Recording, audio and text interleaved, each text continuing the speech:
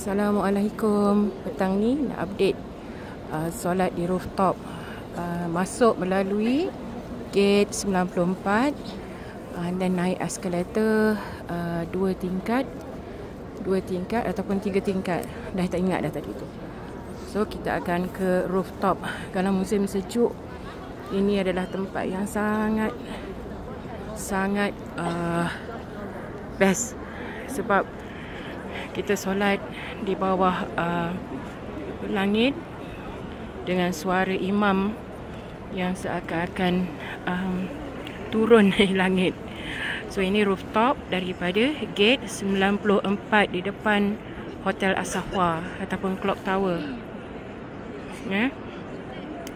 Kami tak intend kemari tadi sebab naik taksi dia turunkan di belakang Clock Tower. Di belakang Clock Tower. Kita minta ke Tauhid, dia kemari pula. So ini takdirnya.